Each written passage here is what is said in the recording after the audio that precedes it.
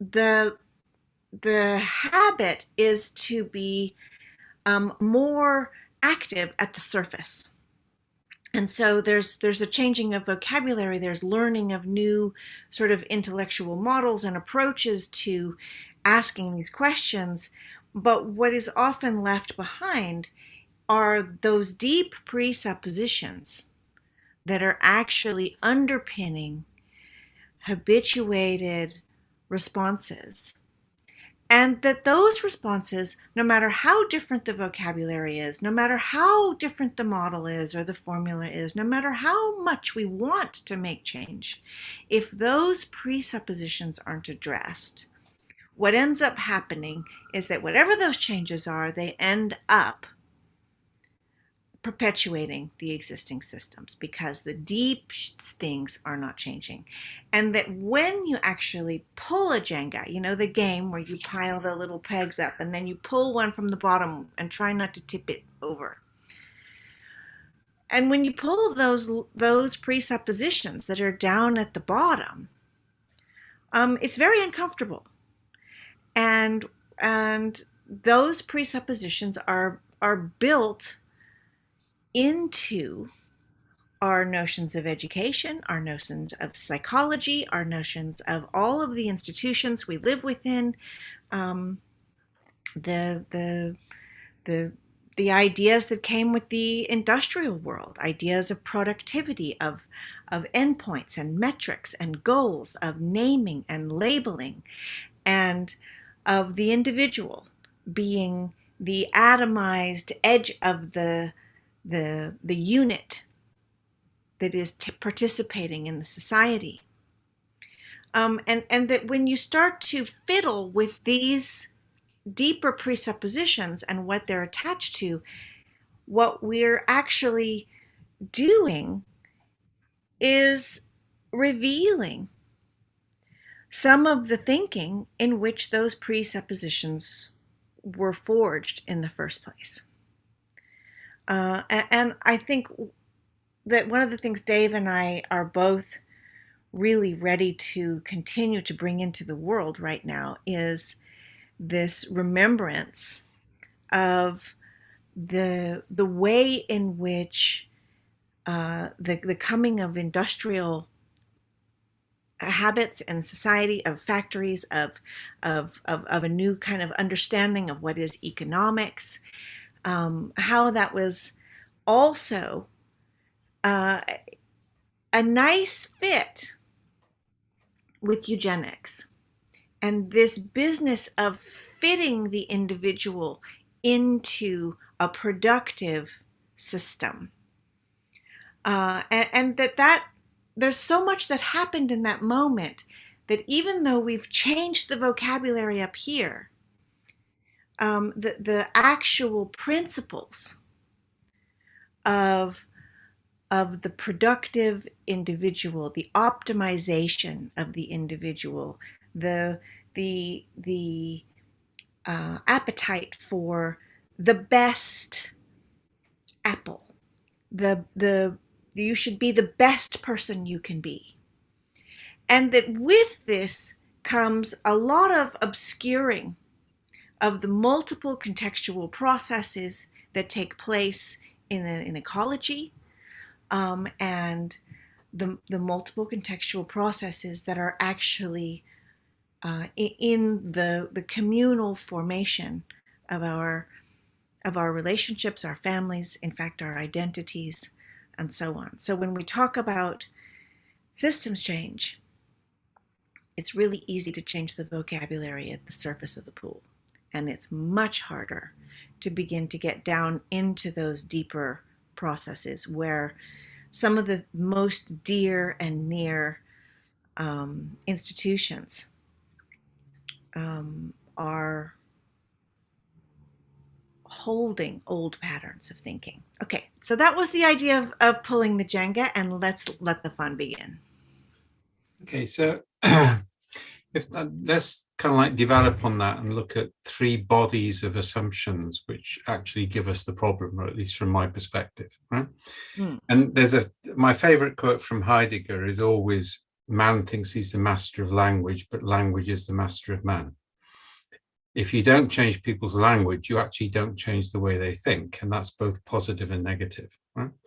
So I think there are three big sets of assumptions which worry me. One is the assumption that all knowledge is based on a sort of rather crude concept of the Enlightenment.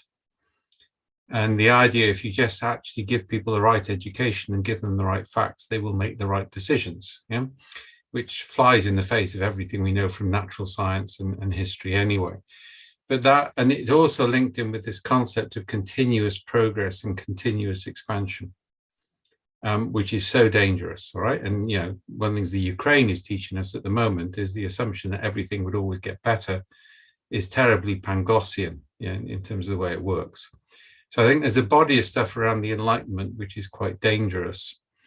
And that also links in with, for example, my fundamental opposition to things like the Tavistock Institute, who actually originally formulated to sort of almost misappropriate Young to support the needs of worker productivity after the Second World War. So it's a subordination of psychology to the industrial purpose. And I think there's a lot of stuff around that, which I think is quite dangerous. So one is Enlightenment. The other one, I think, which you've referenced, is the total domination of social atomism in Northern Europe, North America. You don't see it in Southern Europe, the Celtic fringe, Africa, or Asia. But the assumption that the individual is the primary unit of analysis, judgment, and object. And that's the thing which got triggered by the Reformation for both good and bad reasons.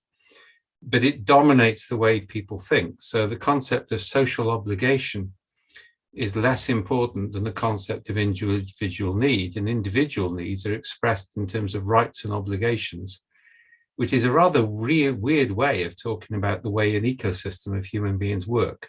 Yeah, so I think that's the second one. The third one, which links in with one of my passions, which is the loss of the oral tradition. One of the bad things which I think happened in Europe is Hans Christian Andersen and the Brothers Grimm wrote down the stories.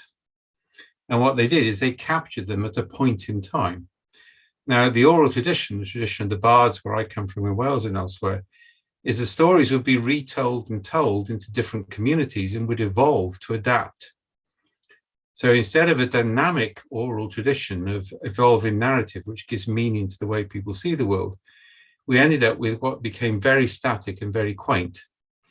And now we get the sort of, and we can come on to this later, one of my big concerns about the engagement of transmedia people in social change is the attempt to treat human life as if it was a film script where somebody can determine what the narrative is, rather than allow it to emerge bottom up. So for me, there are those three things: Enlightenment, social atomism, and the sort of attempt to control narrative are all things we've got to find ways of breaking.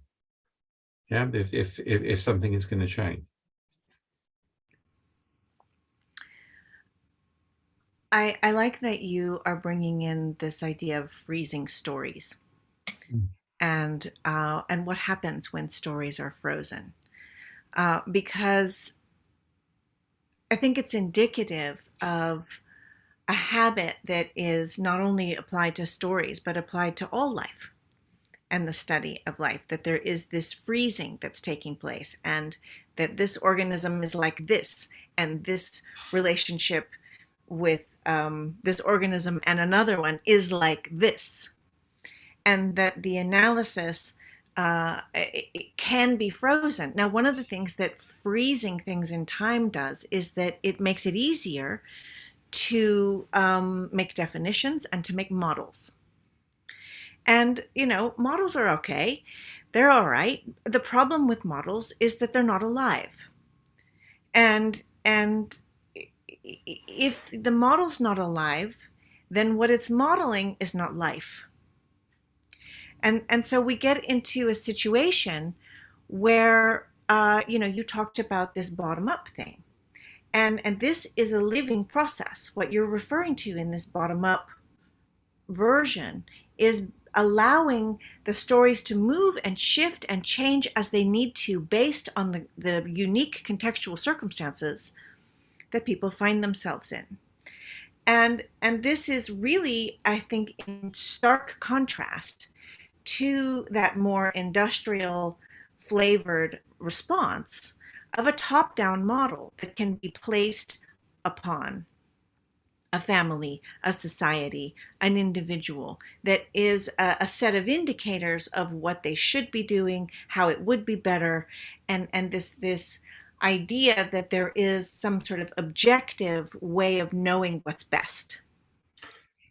And there's some irony in that, Nora, because one of my disputes with modern adherents of cybernetics is they think everything is a catalogue of patterns.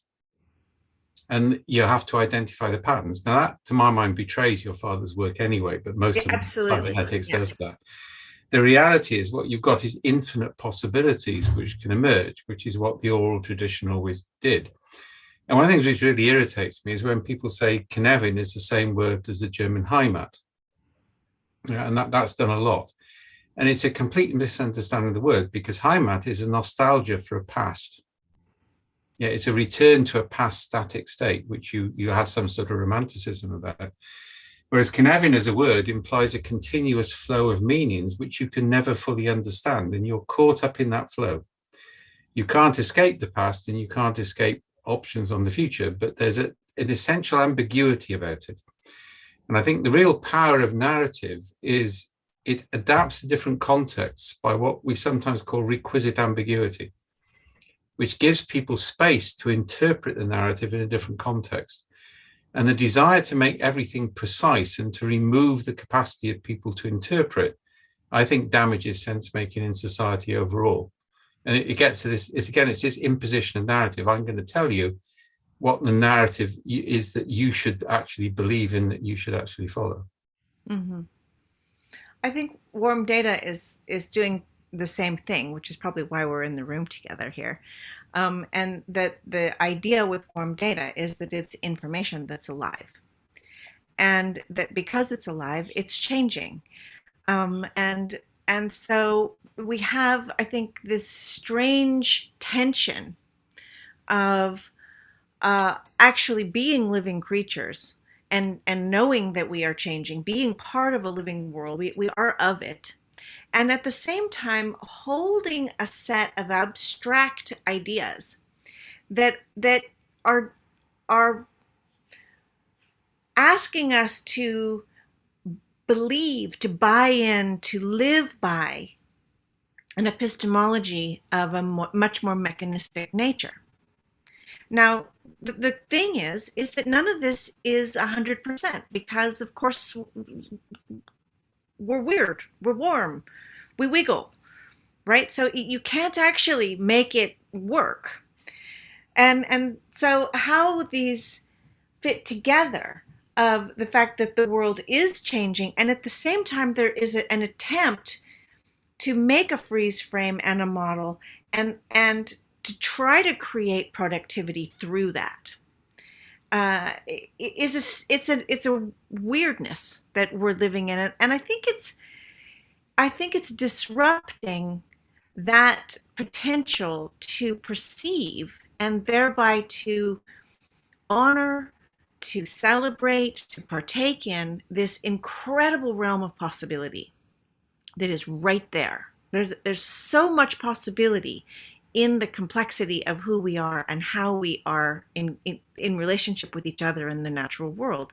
In the fact that it's ambiguous and changing is the movement. It is the opposite of stuckness. It is the opening of anything that could happen. And yet there's this knee-jerk need to find a formula, find a way, lock it down, make a plan, predetermine where it's going. There's one of the really interesting left field ideas in physics at the moment, and physics is both static in terms of the standard model, but there's some really exciting stuff on the sideline, like constructor theory. But one of the really interesting ideas is that information has mass, and that actually accounts for dark matter.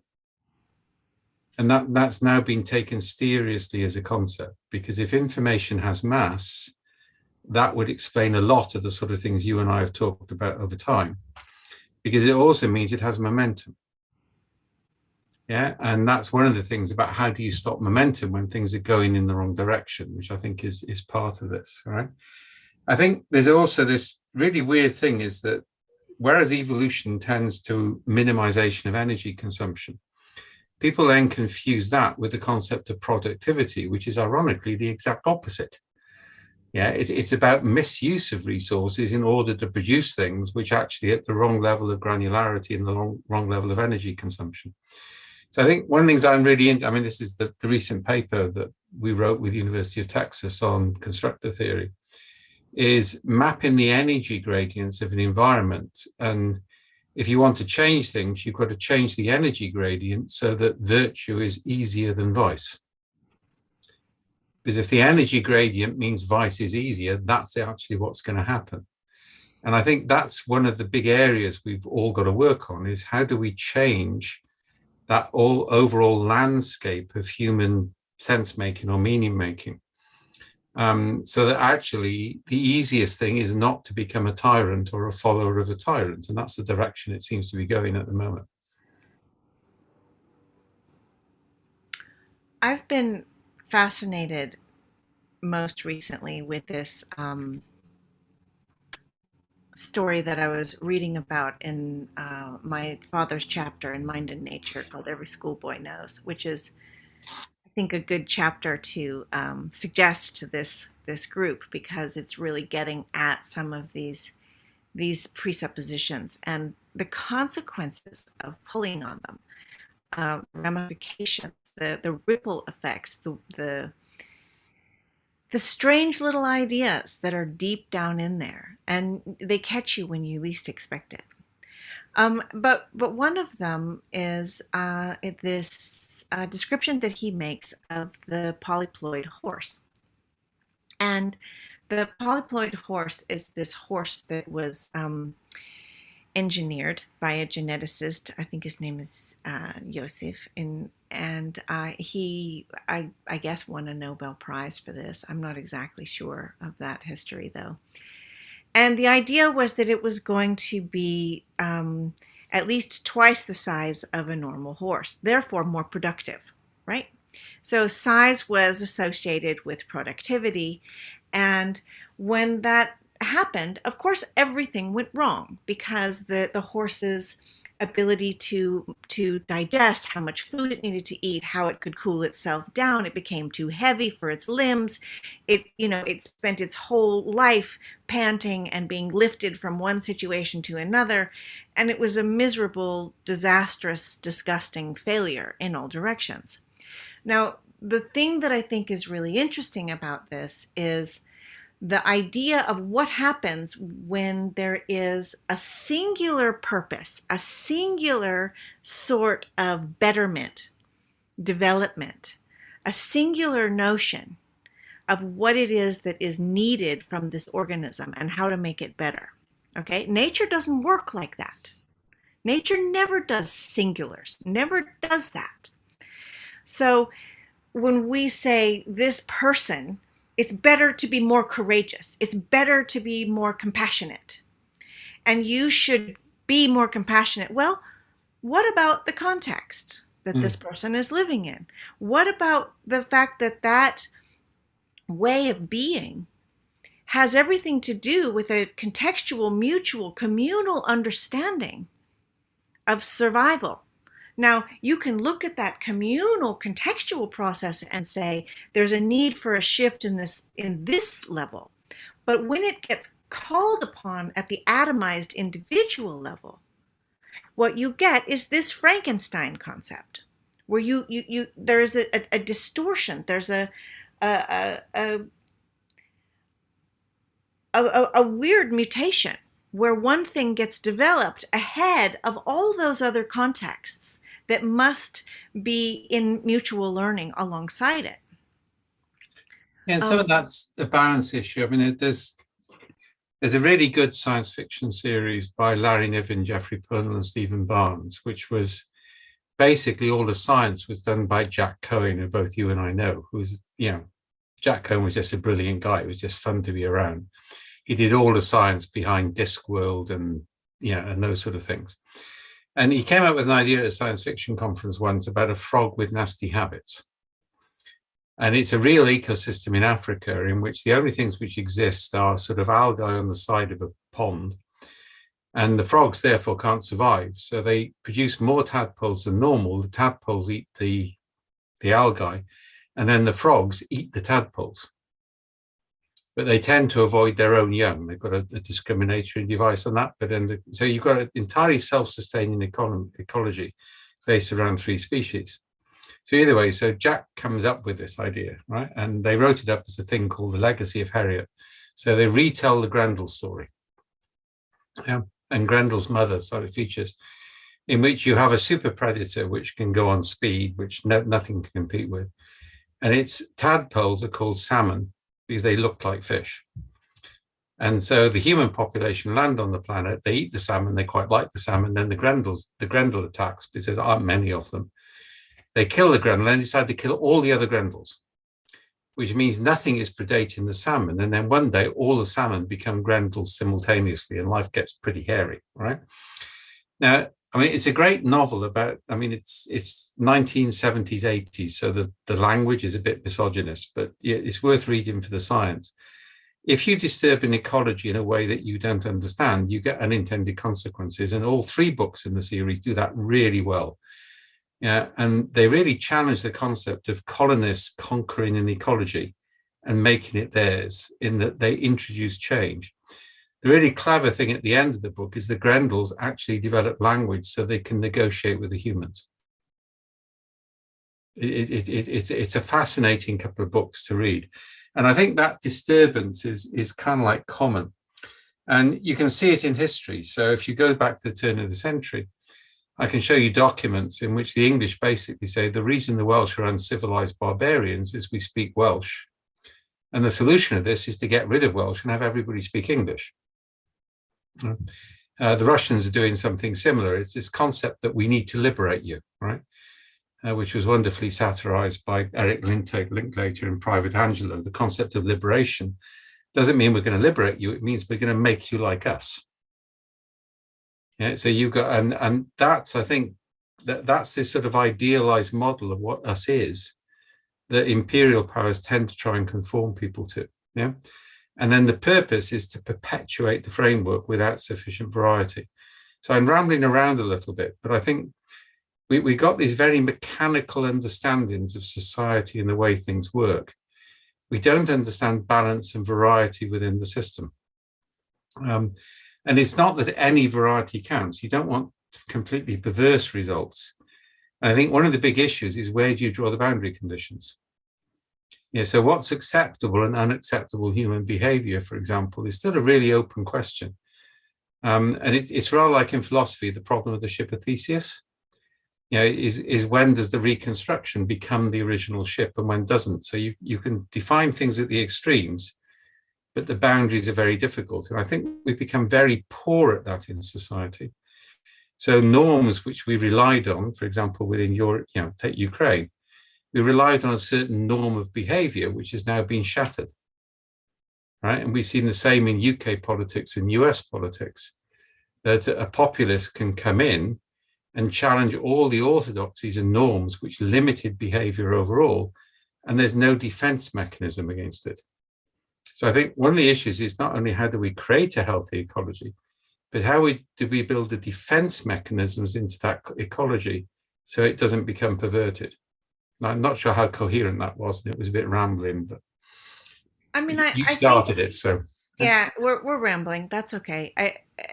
But part of the question I think that is there also is that there are larger contexts and historical patterns and habits that have produced a Frankenstein society, a Frankenstein economy as it is. Mm. So at this point, do we really want? Is it really? Maybe we need to have those destabilizations. Maybe what we're seeing is some kind of melting of this, a sort of scaffolding of epistemological assumptions. And one of the assumptions was that this notion of public courtesy was actually something that was real. And then I think we've seen in the past, since whatever 2015, we started to see it really erode. That public courtesy is not a thing. There's no law. There's no way to control it. You can't make people be nice to each other. And so I guess where I'm going with that is this. It's a difficult moment because I think one of the things that we're actually seeing is that the ecology of our institutions is founded on epistemologies and premises that we actually cannot survive if we proceed in those modalities. And so how do, we keep coming to this place of how do we fix the institutions? And this is where the Jenga comes in for me, is that actually I don't need to fix the institutions. I think we need to fix the thinking underneath the institutions. We need to address that way of learning to see the world and be in the world, which keeps attending to questions like what's in it for me. And that, right. So there is a shift in another way. I need to be careful here because I think one of the issues is, I think I completely agree with you. I don't think you can change institutions, but if the underlying attitudinal belief systems don't support them, they break. So what we're seeing at the moment with populism in the States and the UK, which are the two prime examples of this, maybe Brazil as well, is that the orthodoxy of not going to extremes has broken. And the institutions are therefore readily exploitable in support of somebody who just couldn't care less about truth, value, or whatever. They just, and the system didn't arise.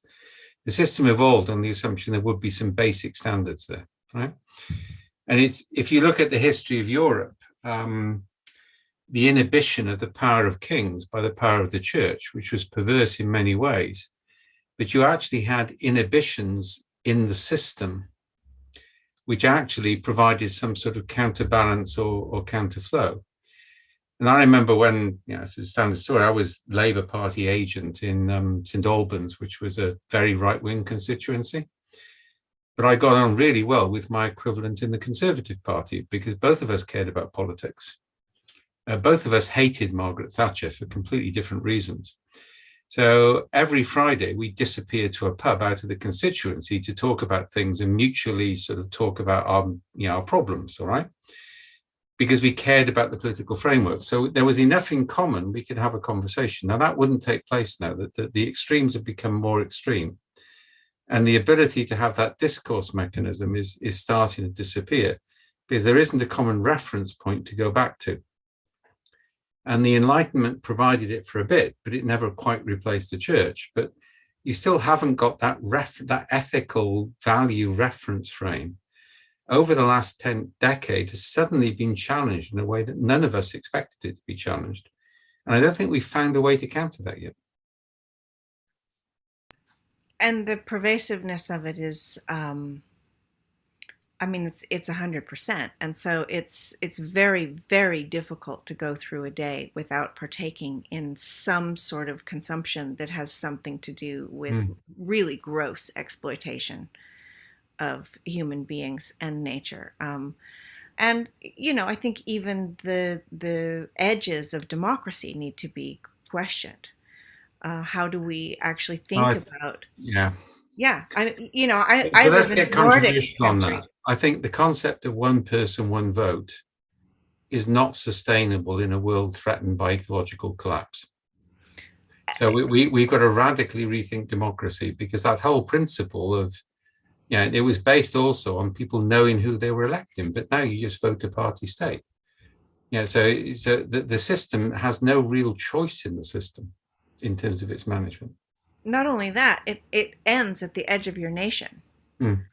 And so, we may have beautiful laws around employment safety in one nation and then import things that are produced in treacherous, toxic sweatshops. And, supposedly there's rules, but there's no rules.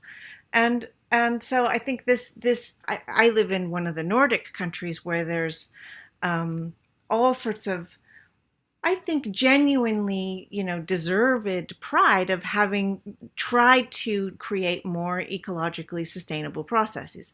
The problem is everything's imported. Yeah, and I think there's an irony here. Is from the work I've been doing over the last few years, what's ironic is big companies, and IKEA would be one of those, are actually more concerned about modern slavery than governments are. Mm-hmm. Which has multiple levels of irony in it. But it may be reputational damage, it may be conviction of individuals, but there doesn't seem to be much government concern about some of those institutional forms of slavery and racism, which are pervasive now. Yeah. So what this brings me to is map and territory. That this brings me to this question of levels of abstraction, and the question of where are you trying to meet the situation from, and this idea that you can come in with a top-down model that is presumably enacted and supported by the state is a violation in ways that we can only begin to imagine what sort of revolutions would ensue if we actually if it actually happened. But the idea that there can be a model that is implemented that tells people how they must live a sustainable life and be a better individual it is scary. That brings us on to something else both you and I on social media have upset people over, right? We're quite good at doing that at the moment. Is what you actually see within the IT community, if you look at it with some of the digital forms of democracy, is the idea an algorithm can determine this, right? So it's not genuinely bottom up. It's I, the expert, will write the algorithm, and that will determine the way that you vote and the way you interact. And to me, that's just as bad as the bottom up one. I think one of the key things for me, and I've been arguing this in a lot of circles at the moment on how do you deal with things like Trump or with Boris buffoon, is you have to increase empathy across the political divide. So you can't counter bad information with better information warfare. We know, for example, in the last congressional election, that individual families were targeted with deliberate lies hours before they went to vote. Mm-hmm. So we got that level of sophistication going on at the moment. Now, the idea you counter that by being better at doing that, I think, is a mistake. What you actually need to do is to increase, and this is a warm data concept as well, I think, you need to increase the empathy between people from different political backgrounds around issues which they see in common, in order to allow them to have a conversation about the political differences in the context of working together, not the context of a mass competition of narratives mediated by social media. Let me address that a little bit, because I think it's really interesting, and what we're seeing in the warm data work is fascinating.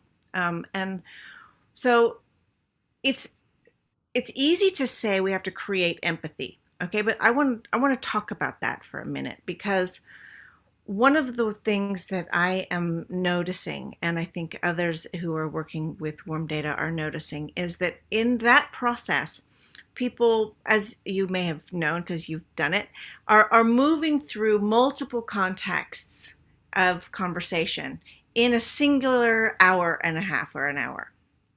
And in doing so, they are getting this overlap of stories. And that overlap, probably the most interesting thing to me in the overlap of stories and how people are talking to each other, are two things. One is that there's really no way to engage with scripts. Your pre-rehearsed notions of what's your thing, where do you stand, whose team are you on, what's your framework, what have you read, etc. So the scripts don't work because there's too many contexts going on at once and they get scrambled. So that's good, because the language starts to change. You talked about language and the trap of language. And so people are kind of groping for another way to express something. And that's a beautiful thing to see when you see that moment of, I don't quite know how to say this thing, it means someone's off script. They've left the land of the vocabulary that they're familiar with, which is really exciting. Okay, so there's that. But then the other thing that happens is that there is a really fascinating internal process going on. And in that internal process, there seems to be this experience of someone telling a story from their life, and somebody else talks about something, and the contexts are overlapping. And meanwhile, as a participant, there are several moments when you think, oh, I'm going to tell this story. I got this input. I'm going to add this in. This would be interesting for me to bring in. And then that instinct, that impulse to bring something in meets with something that changes it. The story not told, the thing that goes unsaid, the shifting of the approach of saying it into the context of what is being said. Now that is where we start to see the development of this thing that I think we call empathy. It has to do with perceiving these other processes and attending to them in a way that is, I call it the ecology of communication, that where you're noticing what your input is going to bring into what is said. Now that is, it's in this moment, there's a lot of people who say, it's free speech. I have the right to say whatever I want to say. Yeah, right. But there's something more to that, which is what you're saying is landing. It's landing somewhere. And in the ecology, it's landing. What is happening? Yeah, and I think there's some real dangers there. If I look at the sort of Jim Rutts and the rebel wisdoms of this world, free will is being used to justify legitimization of people like Peterson. So there's a misappropriation there. I think there are two things we're doing which are different from what you do, but compatible. And I think but it's a different approach. So one was based on work I did on peace and reconciliation in Ireland back in the 70s, where we didn't bring people together to talk about the differences. We sent small teams of trans-religion groups, all right? So 2 Catholics, 1 Protestant, or vice versa. We dumped them into Latin America for 6 months. And they suddenly discovered they had more in common than they thought they did, but we allowed them to have a conversation about their differences and develop language in their own time without facilitation. And we're working on doing that at scale at the moment, right? So how do you find points where people can work together? So you don't need to facilitate a conversation of differences. People will have it in a way which is natural to them. Exactly. Context. Yeah. Yeah. The other thing, and we did this, and I mean, Anne and Hannes are on the call and some others who were involved in this. This was an EU project. And this is something we're currently working on, which is called a meaning wall, where you come into an office, you come into a museum, you come into a social space, you come into a virtual space, and you see lots of stories. In fact, we should have talked about this with Nora, because this is relevant, right? You see lots of stories in different combinations. The ones that make you curious, you listen to, then you get a chance to interpret them. Then you get showed how the person who created them interpreted it, and you get asked about the differences. So what you're doing is creating these multiple micro nudges in which you went through a process, somebody else went through the process. So you're constantly seeing things from micro, and this is not macro, this is micro, that's important. And this is our alternative to behavioral economics, which I really dislike, which I think is high. It's not nudging, it's yanking, it's manipulative. It's allowing people to nudge themselves in hyper-localized contexts by seeing things from different perspectives. So both of those are our attempt to move at scale into society. And whether we succeed or not is another matter. But it is this concept of seeing things from different perspectives in real time, knowing the process, not being mediated, not being facilitated, which is where we focus. And I think that process, now what we do with warm data that's a little different is we don't go looking for the artifacts. We just let the shifts happen and then proceed and see what happens in people's lives. Things change. And I'm careful not to pull those out. because I want them to change. And that's something that I find is that there is learning that begins, there's a shifting that starts, and it continues. And it continues long after, and I'm sure you've seen this too. So how to, I guess I guess what we're talking about ultimately is some kind of mutual learning and participation in a communal way. I And so think it's yeah, counter-narrative imposition. I think what both of us are trying to do is to create a context in which people will learn by interaction absolutely. and meaning will emerge from that interaction. It So just we're not happened. trying to impose a narrative based on a different ideology. We're increasing those encounters. Exactly, Dave. And Mm. I would never in a million years impose a narrative. That would be the last thing I would ever want to do. The trouble is, it doesn't work if you try it anyway. So even if you want to impose it, it's the wrong way of going about it. But And that's sort of where we started, right? So that's a Jenga right yeah, there of, what we have to do is change the mindset or, yeah, instill courage. okay. So I'm having a bit. I mean, just like you've been having a go at adult maturity models, I'm hitting the mindset concept big time at the moment, right? And partly because I'm fed up with people giving me opportunities to score on whether I've got an agile mindset or not. And the problem I have with mindset, I know where you're going with this, but let me just be a little bit polemical for a bit. The trouble with mindset is it assumes everything is cognitive when we know it's physical and social anyway. And it comes into this other idea of mental models, which I've always opposed, the idea that somehow there's a structure which we can manipulate and people can change from that. So we're now starting to play around with talking about agency, affordance, and assemblage as what mindset is about. So, who has agency? What are the affordances offered by education, by the environment? What are the assemblage patterns of the way that people have been brought up and see things? And give us a much richer way of looking at that concept. Because I think there is a general problem here. There's a huge attempt, this comes out of the social atomism thing, to make individuals responsible for everything which is wrong. So I if couldn't we agree can't with be you more. agile, Yeah. you guys didn't have the right mindset. It's not my fault.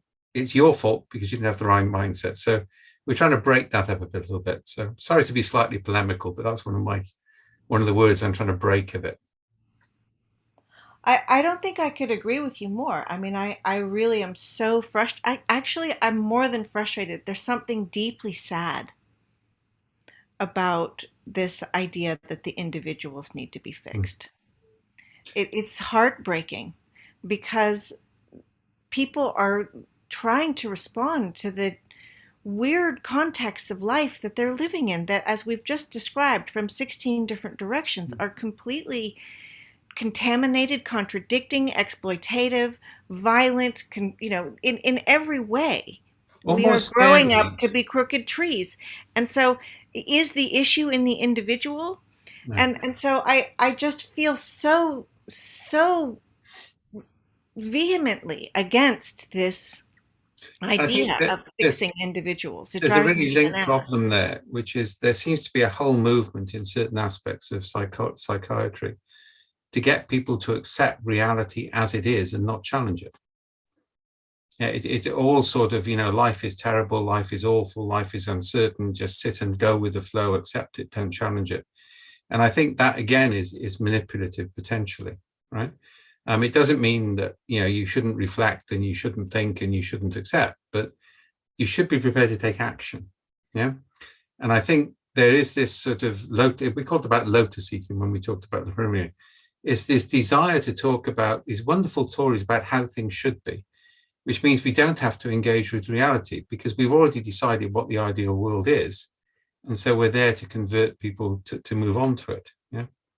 And that was my objection to the game B stuff, which both you and I got blamed for, even though neither of us were involved in it. All right. Which is also a misappropriation of indigenous archetypes and such like. But it's, and if you look at the game B video, it basically says there's this terrible parasite which you've got, get rid of the parasite, and now you will see the world in a new way and everything will be wonderful. So everybody has to move into game B, not game A. Right? Now, that just means you abrogate responsibility for changing things, and you've got something, it's either your fault for not getting rid of the parasite, or it's the parasite.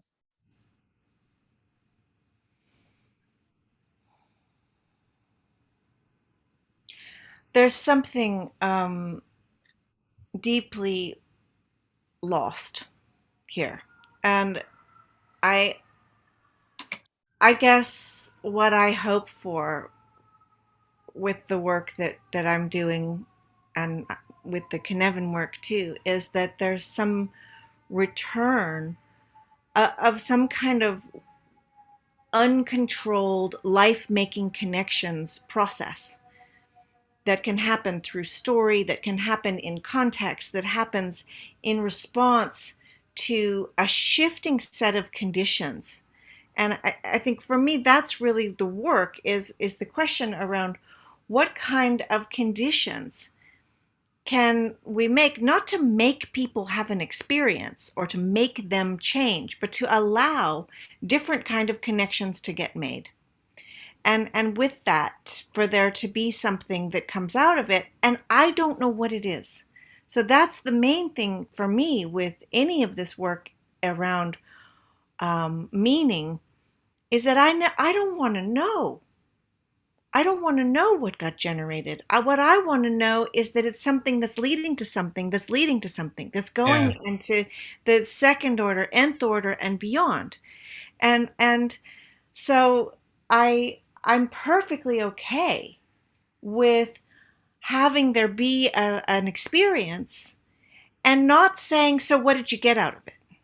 What was the point? Was it worth it?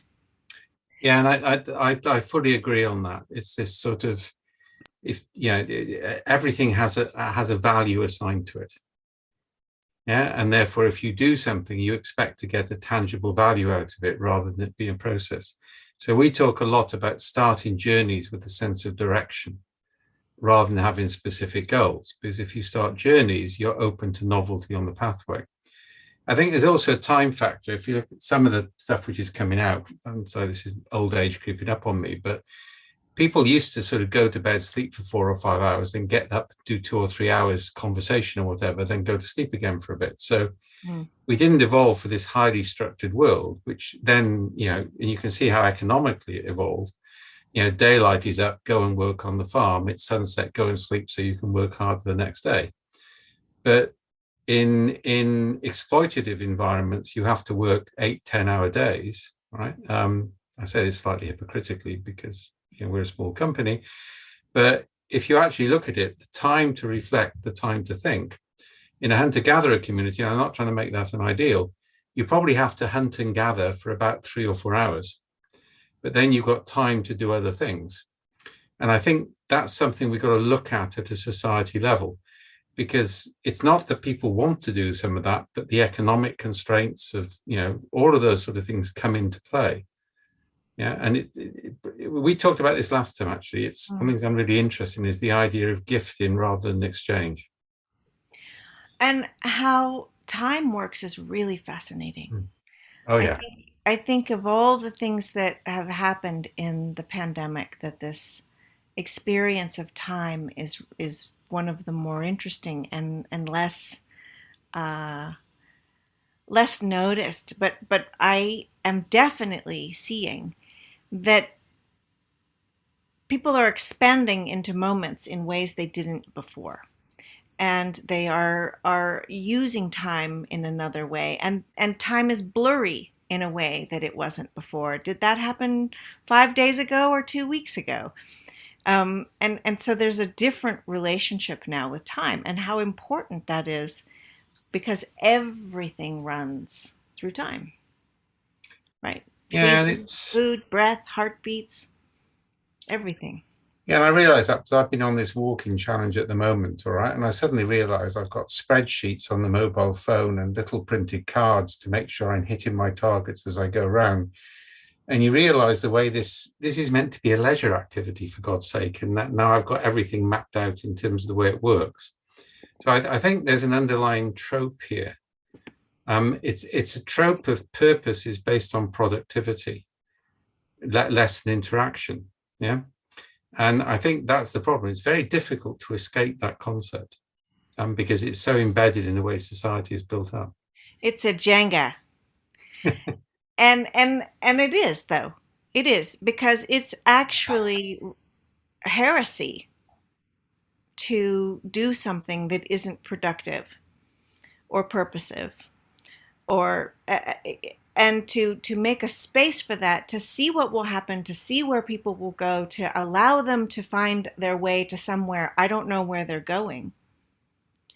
And now the irony here is that that is I believe, the fastest way for there to be an enriched and embodied sense of relational generosity and integrity and creativity.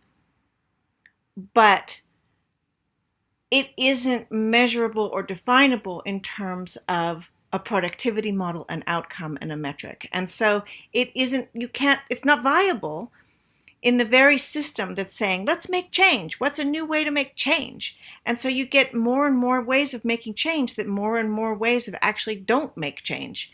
And so but where the actual substantive ecological shift in our very epistemological beings, Yeah, and it's unworkable from the level of the industrial model. And I'm not going to get romantic about this, but when I went to university, right? I mean, only 5% of the population went to university, but there was a really good polytechnic sector, which was more vocational orientated. But everything was funded. We didn't have fees. We didn't have debt. We were paid a grant. You knew you were going to get a job at the end of it. So you could afford to spend your time doing obscure subjects, right? And it's interesting, Max Basso was a great friend of mine. He did some research on this and said nearly all of Britain's actual commercial productivity came from highly abstract research without a purpose in the 40s and 50s. Because that's where the ideas got generated, which then moved into commercial exploitation. Students these days don't have the space to do that. They've got to focus on something which will produce a job. You've got this appalling thing going on in Australia and the UK, by which if you do something that industry wants, your fees are less than if you do the humanities, where you'll be charged higher fees. And that's actually really scary, because it means the political elite can pay for their children to get the education to do the government, and everybody else has to be an engineer or something else within that format. So I think, yeah, the whole learning thing is we're not creating spaces for exploration and originality and things which aren't purposeful at the moment, but for which purpose will emerge downstream. And you can see this in organizational change. We went from mission statements, which I blame Ackoff for, into purpose statements. And if you haven't seen it yet, we're now getting into deep purpose statements. Oh, no. Oh, yeah, the purpose isn't good enough anymore. And it's all a consultancy treadmill of every 3 years to try and force structure into something which needs to be far less structured. I mean, how are we going to do actual response to a nonlinear world when all we can make is linear plans? And we're creating a world full of engineers, and engineers are really important, but you need some other people around that as well. I think it's question time, which is great. Yes, Ellie and I think it's question time. and maybe, Jackie, go for it. Well, maybe leading on from what you're just talking about in this, there's a sort of beginnings of a question that David Wofford has put in the Q&A section, really looking at modern slavery and using that example of IKEA and the top-down approach of trying to push against some of the issues and asking how do we approach that? How can we start to challenge? There's, what's your sense of organizations that are trying to challenge some of these issues? It'd be great to get some of your input on that. I can talk about some of the stuff we're hoping to do, but we haven't done yet. So there was a big conference at Hull University, which was organized between the sort of anti-slavery group in Hull, where I've got a visiting chair and Nora's associated as well, I think. One of the things we were arguing is this is where we want to use SenseMaker. We want to deploy SenseMaker into factories in areas where there is slavery in order to create the stories of people in that context and weak signal detection for executives of exploitation, which they themselves are driving. So increase that micro narrative interaction, between the people with power and the people without power, and to do that on a distributed basis. And we had this argument a bit with the Wilberforce guys, well, more with Hull and the Wilberforce guys, which is said, until you understand the bottom-up level of the way this is working in terms of, for example, survival within, it may not be considered slavery in that family because it's the only thing which is producing money, which stops them starving to death. And if you come in and remove it, you've got a different problem altogether. So I'm not saying that's justified, but the whole thing is so complex. You need to have that narrative evidence of what will make a difference and start to nudge it in the way it works.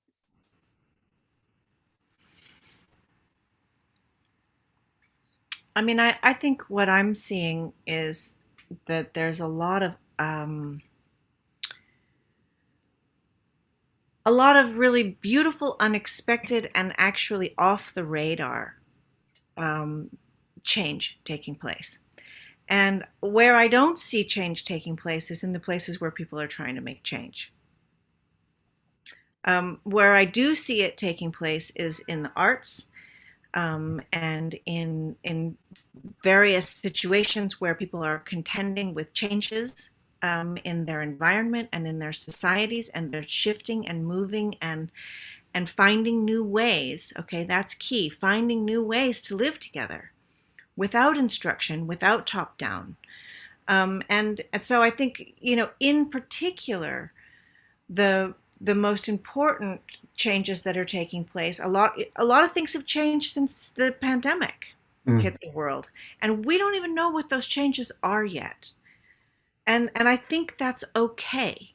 So I want to be really careful about making precious particular performances or processes that are change producing as some sort of industry of change. Yeah, and I think then we're right back where we started. That's really insightful. I mean, if I look at the conversations we're having in the development sector at the moment, actually the least possible change is actually happening where the development sector is most closely involved. I mean, I was talking with a woman from IET earlier this morning on a narrative workshop. And we said one of the phenomena we've seen is it's called the John Travolta phenomenon. So you have an earthquake in Haiti and people start to solve the problem locally. And then John Travolta and the entire aid community fly in with predefined solutions and impose them on you and lose that local wisdom, which isn't to say the aid isn't needed. But the trouble is it's coming these days with so many conditions, and so many assumptions about what the right solution is that actually it doesn't allow that bottom-up initiative to happen. And I think it's fascinating. Look at Muhammad Yunus and microlending. He gets a Nobel Prize for peace, not the Nobel Prize for economics. And that really is ironic if you look at it. Yeah. I think there's another question that's just come through on the chat related to this. So while we want to avoid narrative imposition, how can we align on desirable narratives and encourage their emergence?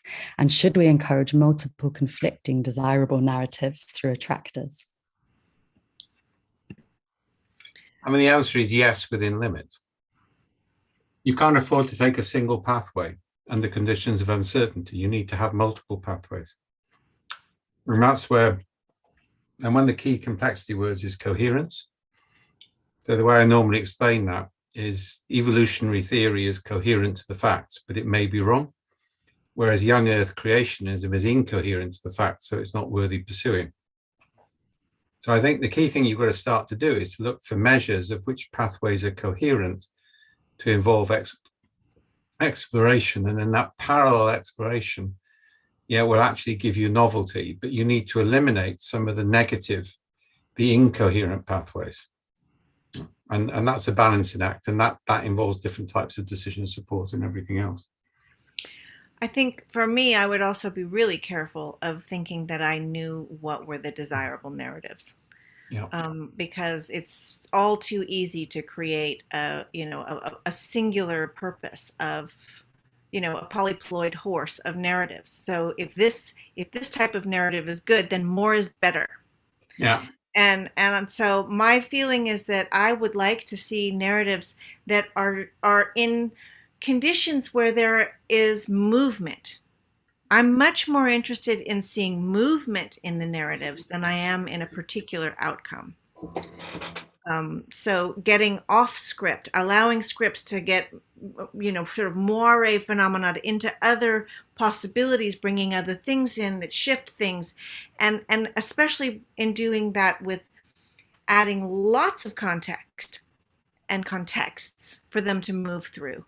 And so for me, I'm not really, I would be very hesitant in thinking I knew what a better narrative was. I think that leads you quite simply in the answer I'm dying to hear you give, which is the answer to Rob Jones' things on eugetics and Tavistock. Yeah, I know. I think you can jump straight into that from there without a problem. Right? Well, first of all, this is exactly, I think, where Dave and I are really coming together, is looking at this history into which there are these ideas of what is desirable, normal, and acceptable, and what is abnormal, what is undesirable, what is unacceptable came with that. And so I think, this allowed for control. It allowed for, it fitted right in with industrialism. In a factory, you make the pieces fit together. You want the machine to work. It's workable. It's functioning. How often have you heard people talk about functional or dysfunctional families? Yeah. Right? That's a word I would never use about a family. It's not a function. It's a family. Let it be weird and moving and so if there's harm, then we address harm, but functional, I don't want it to be a machine. I think all families should be different. This root of eugenics, and it goes before eugenics, of course, is lurking under almost everything that we're doing. And when I say that, I mean it's in the education system. It's in the basis of psychology. It's at our health system. Competence frameworks.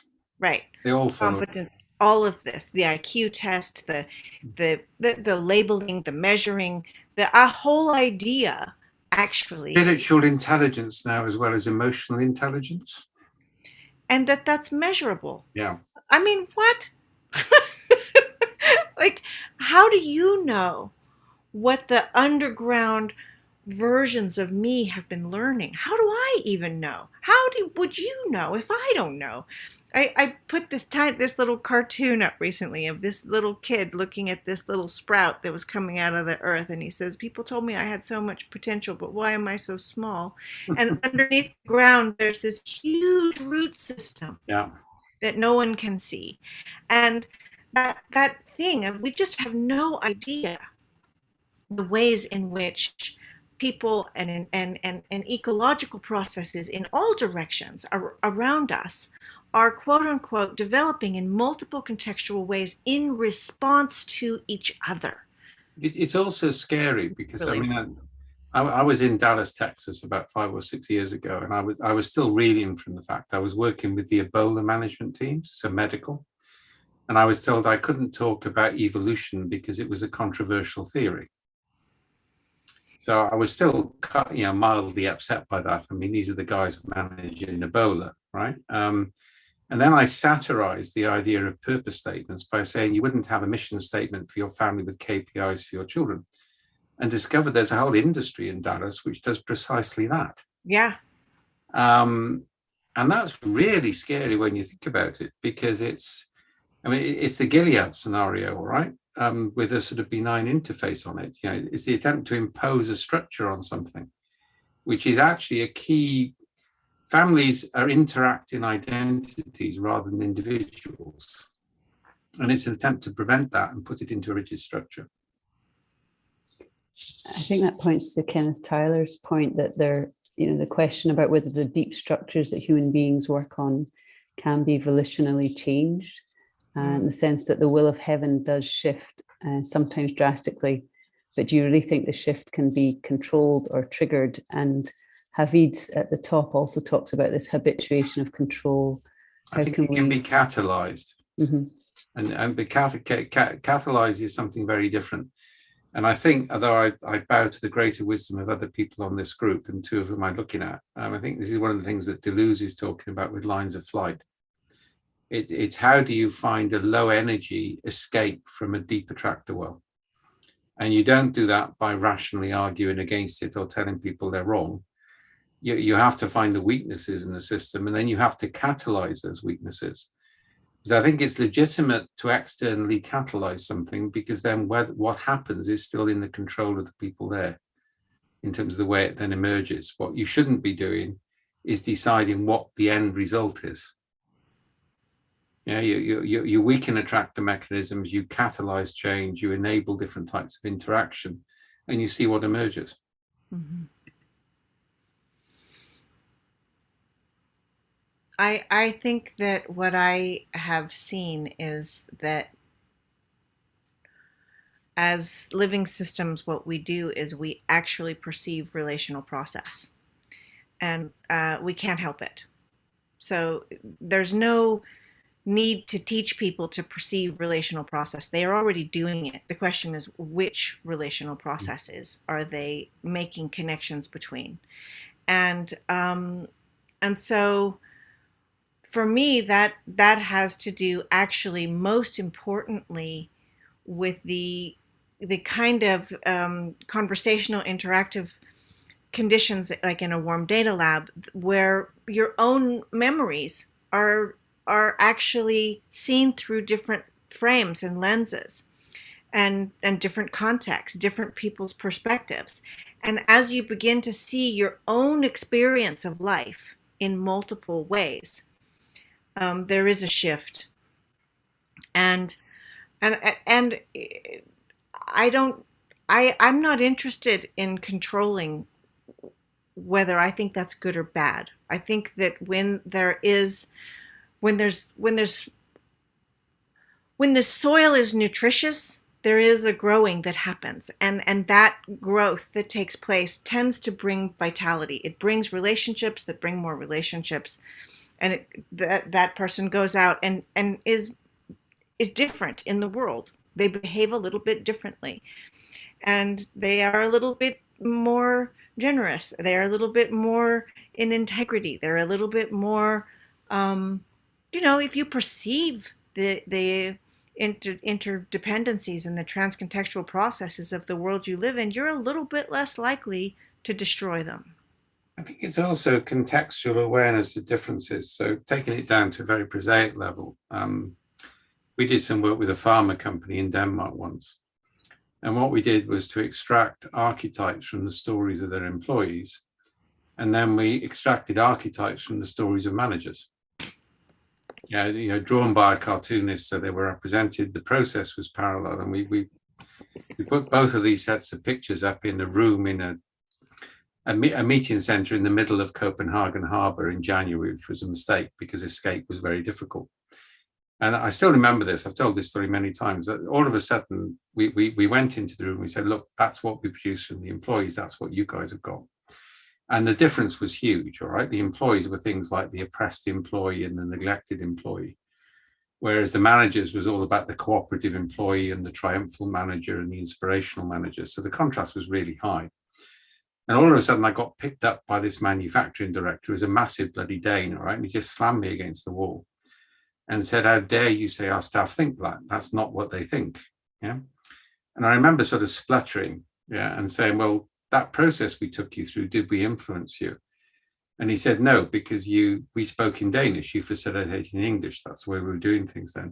And I said, "That's what we did with staff." And then he realized, and then they talked for about 4 hours. So and that's what we're doing with the meaning walls now as well. You're creating a context, a fundamental context in which different groups of people will see that they did the same thing in parallel and saw things to be different.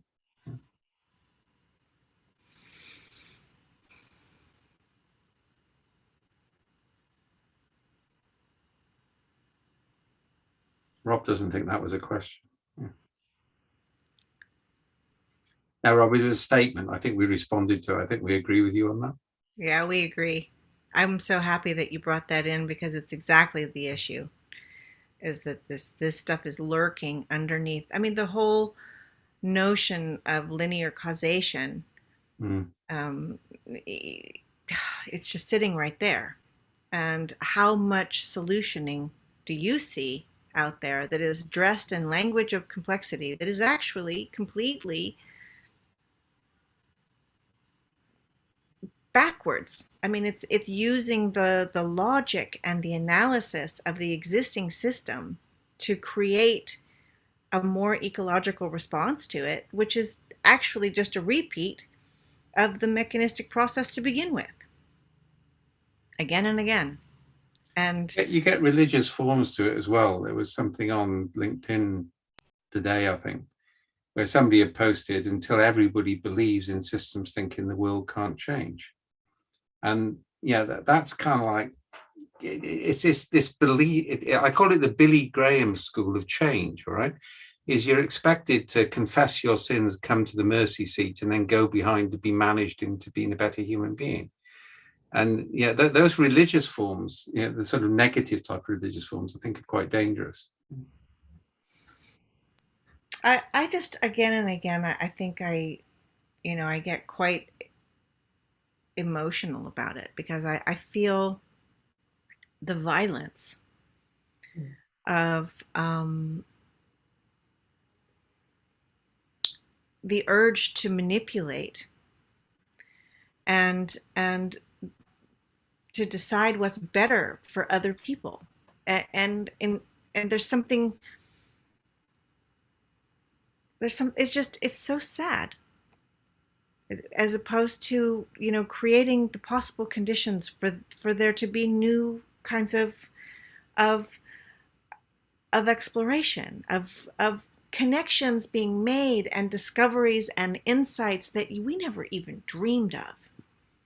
So how would I know what's the best direction for someone to go? What I could do is actually just give what I can to the possibility of that ongoing discovery and be curious. What wonderful, weird, bizarre, wiggly thing is going to come out of this direction? And for me, that's hope. And the other thing, where we're going to predetermine what it is, just scares the hell out of me. Hope is one of those really interesting concepts, actually. I mean, to abandon hope is a cardinal sin, if I go back to the religious tradition. And I mentioned this last time, I think Eagleton's book, Hope Without Optimism, is a lovely concept. So you should never give up hope, even if you're not optimistic. And I think that, but I think it is possible. I think, one of the things I've been reading at the moment is a sort of biography of 4 women philosophers in the 1940s. So they all went to Oxford University when there were no men around. So they actually all came to prominence in different ways, right? But one of the things they were all convinced about is there has to be a way to say that some things are evil. And if you look what they were facing, you can see why they do that. So I think it's better to focus on, and it's easier to get consensus on what we don't want to be than it is to get consensus on we do want to be. And if you can get consensus on what you shouldn't be, then it's possible to get a sense of direction from that, which still leaves open possibilities. I wanted to pick up on the metaphor one. I did too. Good. I'm so glad you said that. Yeah. So I think there are a few ways, all right? I mean, this is where we brought in Derrida's concept of aporia into Cynefin. So Derrida famously says, a question to which you know the answer isn't a question, it's a process. The only valuable questions are ones to which you don't know the answer till you have to think differently. So we created a catalogue of physical, aesthetic, and linguistic aporia, i.e. things you can do which cause a disruption so that people can't go with the flow of how they believe things, and they're forced to think differently. We don't tell them what to think, but we put them into a position where they can't. Now, one of the ways you can do that with metaphor is, I mean, this is the Harry Potter approach to destroy metaphors, right? Which is use the ridiculous spell. So you make the metaphor ridiculous. You just take it through to its logical extension. I mean, that's what I did with the children's party story, famously, to satirize business process re-engineering and mission statements. Yeah, is you take the thing which everybody's familiar with and you make it ridiculous. Right? Now, that's actually quite an effective technique. But what you're really after is creating, and Nora can talk more about the artistic side of this as well, but you create situations where people have to see the world from a different perspective, and they can't avoid seeing the world differently. And then you trigger that cognitive change, yeah, or physical change. So paradox does that, irony does it, exaggeration does it, art does it, all sorts of things do it. I mean, basically, you're talking about play. Yes and no, all right. But yeah, I'll buy that for the moment with a qualification. I might want to compromise it a little bit. Okay, but an aspect of play where what you have is a multiple messaging system where something can mean two things at the same time, or more than two things at the same time, which is, we're here in when meaning loses its meaning.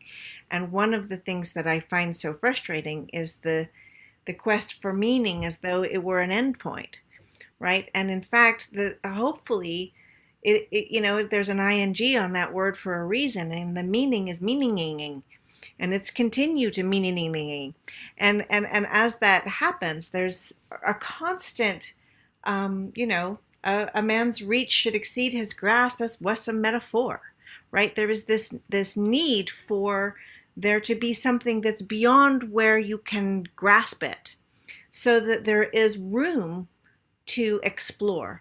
Now, of course, metaphors can be used in ways that are really dangerous, and metaphors come through, like Dave was saying, through questions.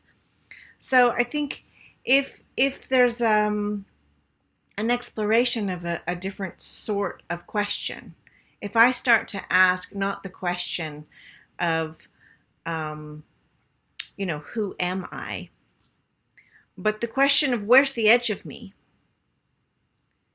I get into some very different responses.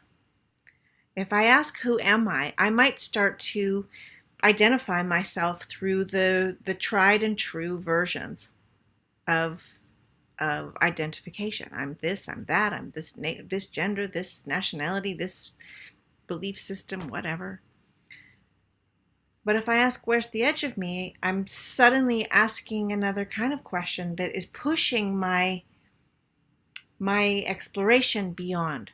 And it's what comes out of there, and the art that comes out of there, the exploration, the nonverbal communication, the ways in which it becomes possible to explore with communication that is beyond the frame of what it was possible to communicate before. And I think that's a big piece right there. How do you communicate beyond what it was possible to communicate before? And some of that, I think, is creating boundaries. So, for example, the engineering metaphor is deeply dominant in nearly all management theory. Yeah, it came in the 80s or 90s. It comes out of systems dynamics. Yeah. So a lot about changing metaphors is not to say the metaphor is wrong, but to say it's right within boundaries. Right? And to me, that was always a key thing behind Cynefin. We didn't want to say that anything was wrong. We said that context was everything, and different things would work in different contexts. Yeah. So I think that's another key thing on metaphor is the metaphor has arisen because it has utility. So recognize the utility is there, and it's not sustained itself in society as a whole unless it had high utility. So trying to break it is probably a mistake, but bounding it makes more sense. Yeah. I just put a link into one of the Aporia posts. There's 3 of them. Yeah.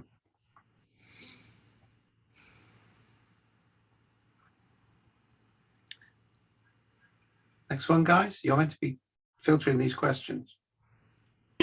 So we have a lot of questions coming through on empathy and compassion whilst we're on this subject of metaphors.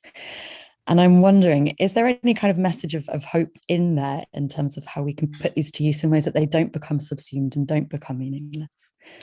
Is that even the question? I mean, I see empathy and compassion as consequential. They are not something that you develop in and of themselves. It's something that comes out of being in relationship with your world. So I don't, I mean, I'm sure most people disagree with me, but I fundamentally think that there are relationships in which, and contexts in which I am much more compassionate than others. Mm. So is the compassion in me, or is it in the relationship? Is it in the context? So my feeling about this would be that if we want to actually address some sort of loss or lack of compassion and empathy in the world, to address that at a contextual level and not be constantly sort of defining individuals as somehow being inadequately developed in their way of responding to the world. I want to start from the place of saying the way in which you've learned to be in the world is how you learn to be in the world. It worked for you. You had to do this. These were the weird turns you took. And people have learned to be dishonest. They've learned to be corrupt in all sorts of ways. They learned to hold back their affection because they had to learn to be in that world. The world we live in actually celebrates that, right? To be merciless is celebrated. We call it being strong now. We've made a huge mistake in seeing something that strength is somehow the willingness to be destructive. And so for me, I think what we're actually talking about is not that compassion is good or bad or right or wrong, but again, where are we placing it? If you place it in the individual, I think that we miss the ecology of compassion, the communal, the interdependency, the perception of a world in which being compassionate is just natural. So I think that's kind of where I am with that, and how do we create those conditions in which compassion is a natural response to the world around you. Yeah, I think Dave, this might be difficult because, I mean, Trump almost lost an election when people started to have empathy with the children behind the barbed wire on the wall. It almost killed him. Right? Nothing else was. But if you go back to that election, there was a moment where people could see children being separated from their parents, and they could resonate with that. And I think resonance is a key concept here in terms of understanding how empathy actually works. So I think you need to be able to see things seeing things from different perspectives. But if the differences become too familiar, you become immunized against it. So one of the projects Ellie and I were talking about on Friday, which is something I wanted to do for a year, and I think we'll finally get next year, is to look at how do you mediate the language between doctors and parents at end-of-life decisions for young children. Because what actually happens is empathy creates a very scientific language of indifference to preserve the medical staff from the horror of what they're having to deal with, whereas the parents are becoming more emotional in terms of the way they're dealing with it. So effectively, for actually all the right reasons, the wrong language evolves, and then it's very difficult to have a conversation. So I think there's a lot of work we've all got to do on how do you allow a conversation of differences to take place in such a way that it doesn't itself become the problem of imposition of a solution. I second that completely. And how that happens, I think, has a lot to do with tone, and coming back to this ecology of communication, recognizing that the way that communication happens and our participation in it is not nothing, that everything that you say and everything that you don't say is part of an ecology of what can be said, who it's possible to be in relationship, with you or with each other. So that ecology of communication is something that, actually each and every one of us have to tend all the time. And particularly when we're in a world that is laced with these presuppositions, that if we don't pay attention to them, we slide into it. And that's, this kind of attention is hard work. Like you said, Dave, it's hard work. And it's actually uncomfortable, because so many of the things that we turn to for comfort are actually going to give us that comfort of stability, are going to give us barriers to being able to be in ambiguity and to be open to things that are barely coherent to us or contradictory. And I wanted I'm to just pick going to up speak on, for one moment, Dave, just to mark time and just to say thank you so much to everybody who is here and has been listening and posing questions. And if you wish to leave now, then just to say that we can close at this point in one way, and we will probably continue in conversation until there may be a more natural ending. But just to mark that time point, thank you, everybody. so I always wanted to pick up on something Karen said about you need a theory of mind for empathy. I'm actually not sure of that. I think I don't think you necessarily need a theory of something. You need the ability to interrelate.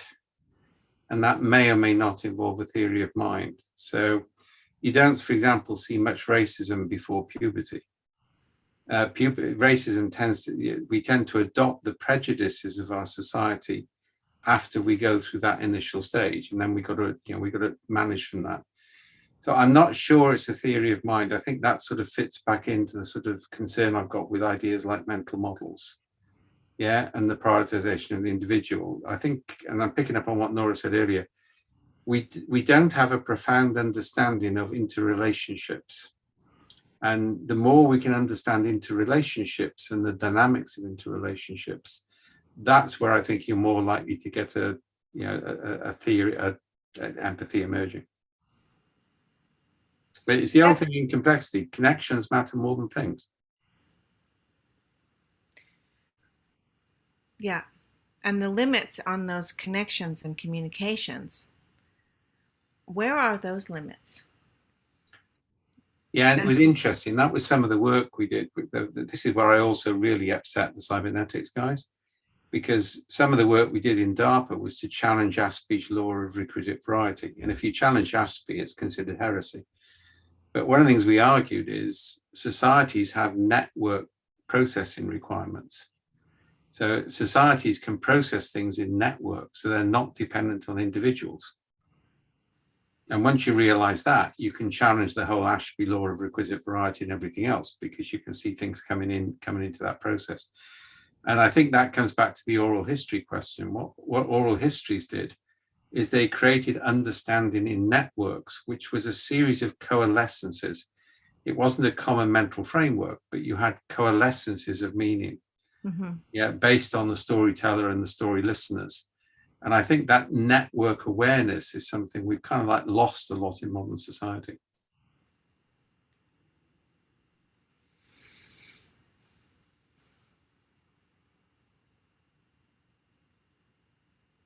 You want to pick up anything else, guys?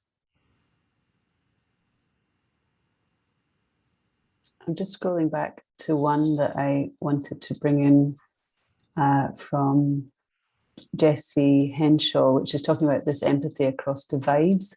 And her example is that her own personal care about lost cultures, and how could we respond to the aspirations of the Russian culture, for example, which has been alienated and pushed out of the circle of European culture.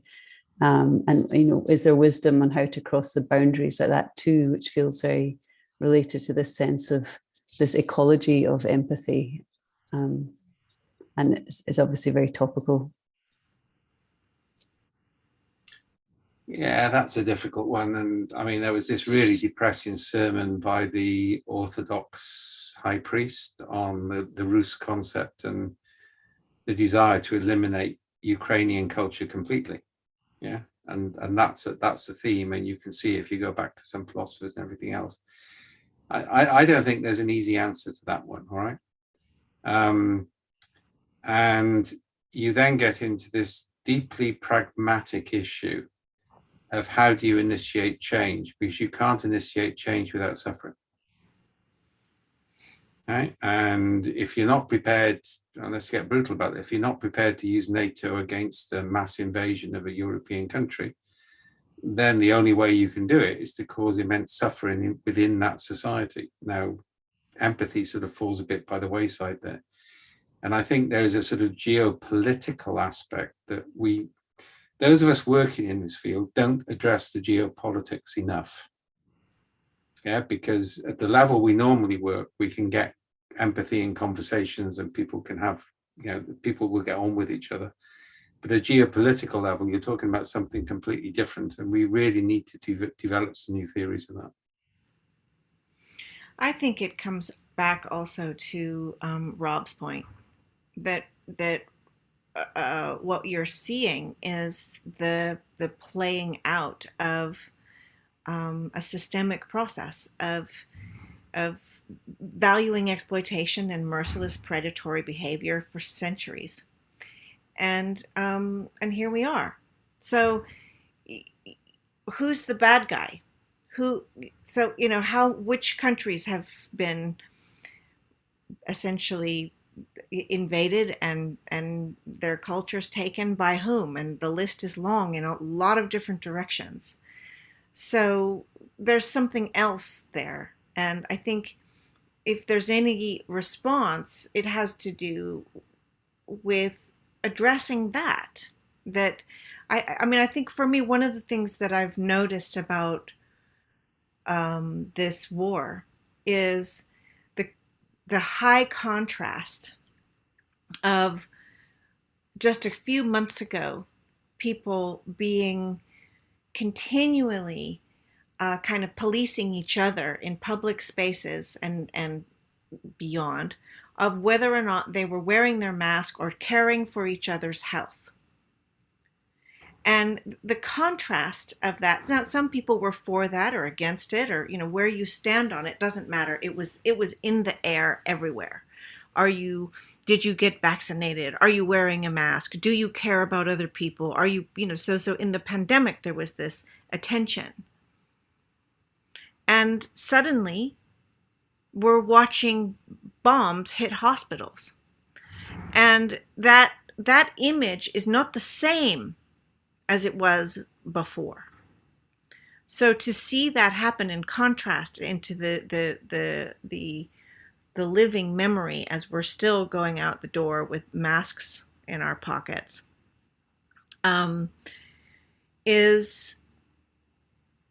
it's a different set of messages than it used to be. And I think that's interesting. So I guess where I'm going with this is,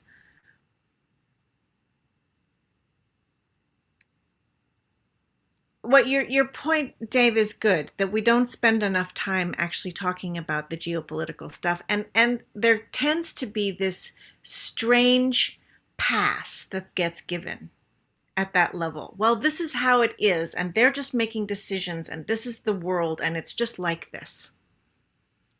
And that is a disassociative of these systemic practices that actually each of us are invested in every day, and investment is the word. And so it's important to look at what's happening there, not as an isolated event, but as something that has been brewed in our epistemological imagination for a long time. And it's I bought a lamp. I was telling my friend this morning. I bought a lamp the other day on the internet, and they were showing me that it was made by hand. And in the image of the factory, there were just lines of people working with their hands in these circumstances that were unbelievable. I couldn't believe, and so coming back to this thing of that this exploitation cannot be dismissed as though it's something different than geopolitics. The investment that the world has in Russia is not insignificant. Or that Russia has in the world. Or that Russia has in the world. And so it's all too easy to compartmentalize a narrative and say this is the good and this is the bad.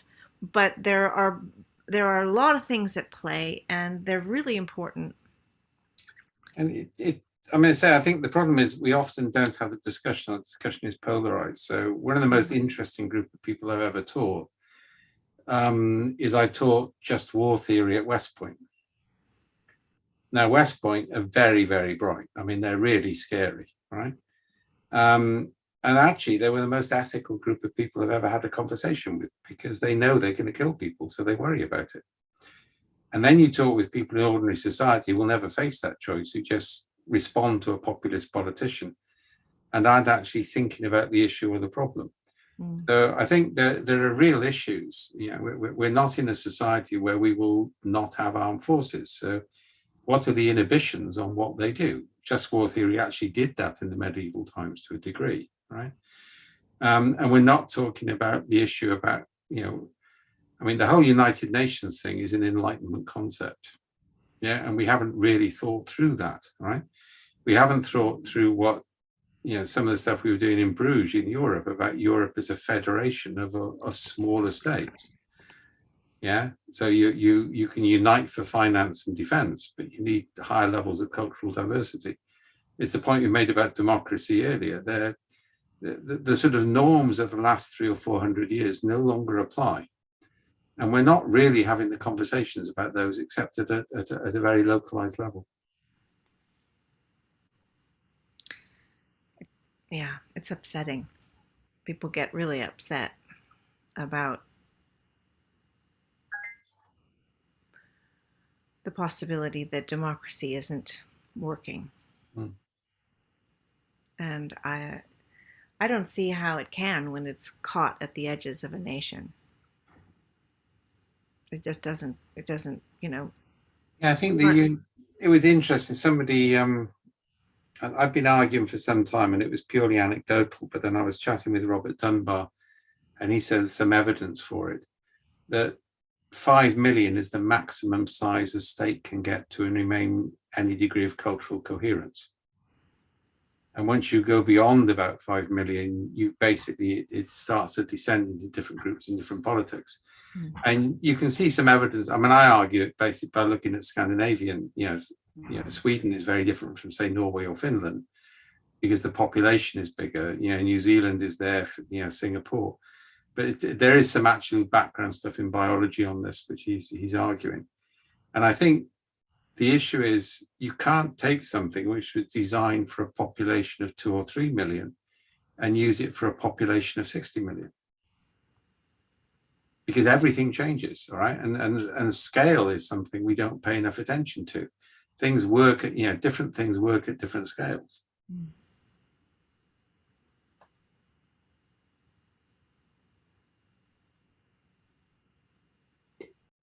So I think we should maybe pause here. There are some more questions that we will respond to. I think Ellie said in the chat that we'll respond on email with the recording and resources and invitation to share any stories that are emerging. So just a very huge thank you to Kennethan, to Elmi and Anna and Ellie, and also to Kate Genevieve for supporting this. Nora, Dave, would you like to close and just say some words to finish for now? I just want to say thank you to everybody, and especially you, Dave. It's fun to play together, and I like that you make room for a brave conversation where we can actually meet each other in some of our deeper concerns for what we see going on around us. And I just want to thank you. I had a great compliment the other day. Somebody said the way you're acting on social media, you're becoming Nora Bateson's Rottweiler. So I decided I can cope with that designation because it has value. But yeah, and I think it's also to the people in both of our communities who've been on each other's training courses and have been working around this. This isn't just us, it's actually the two communities. Yeah, that's really important. Okay, so now you can all pat yourselves on the back and you can finish, all right? So, Yeah, go play Jenga. Thanks, everybody. Thank you so much. Thank you.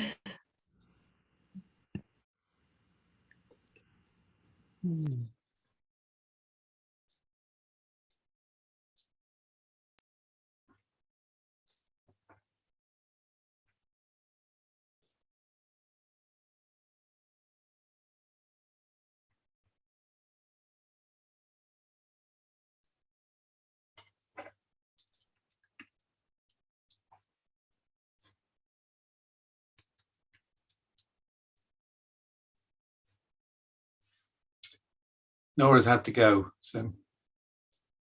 Bye, Nora. Bye, Nora. Thanks, Nora. Thank See you soon. Take care. Bye-bye. We're still working on that Avebury gathering, so hopefully we got that fixed. Yeah. That's exciting. Brilliant. Okay, lovely. Right. Shall we close things off or are we keeping open? I think we should close off. Yeah, and close it off. yeah, we'll go from there. Lovely. Thank you so much, everyone. Thanks, See you everyone. soon. Take care. Bye. Bye-bye.